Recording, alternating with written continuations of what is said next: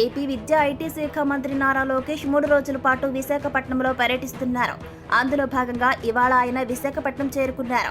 కూటమి ప్రభుత్వం కొలువు తీరిన అనంతరం తొలిసారిగా మంత్రి నారా లోకేష్ జిల్లాకు రావడంతో పార్టీ శ్రేణులు ఆయనకు భారీగా ఘన స్వాగతాన్ని పలికారు.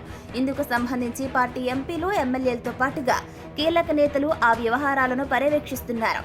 ఈ రోజు సాయంత్రం మంత్రి నారా లోకేష్ ప్రత్యేక విమానంలో విశాఖపట్నం ఎయిర్పోర్టుకు చేరుకున్నారు. అనంతరం రోడ్డు మార్గంలో భారీ ర్యాలీగా రాగ్డల్లోని లేఅవుట్లో ఉన్నటువంటి పార్టీ కార్యాలయానికి వెళ్లారు. ఈ రోజు రాత్రి పార్టీ కార్యాలయంలోనే ఆయన బస చేస్తారు. 29వ తేదీ ఉదయం సాక్షి కథనంపై ఆయన కోర్టుకు హాజరవుతారు. అనంతరం పార్టీ కార్యాలయానికి చేరుకుని పార్టీ కేడర్తో సమావేశమవుతారు. ఇక 30వ తేదీన జిల్లాలోని పలు పాఠశాలల్ని నారా లోకేష్ సందర్శిస్తారు. ఆ తర్వాత విద్యాశాఖ ఉన్నతాధికారులతో ఆయన సమీక్ష సమావేశం నిర్వహించబోతున్నారు. మధ్యాహ్నం జిల్లా ఉన్నతాధికారులతో సైతం ఆయన సమావేశమవుతారు. ఇక అదే రోజు రాత్రి లేకుంటే ఆగస్టు 31వ తేదీన ఉదయం విశాఖపట్నం నుంచి రాజధాని అమరావతికి నారా లోకేష్ పయనమవడం జరుగుతుంది.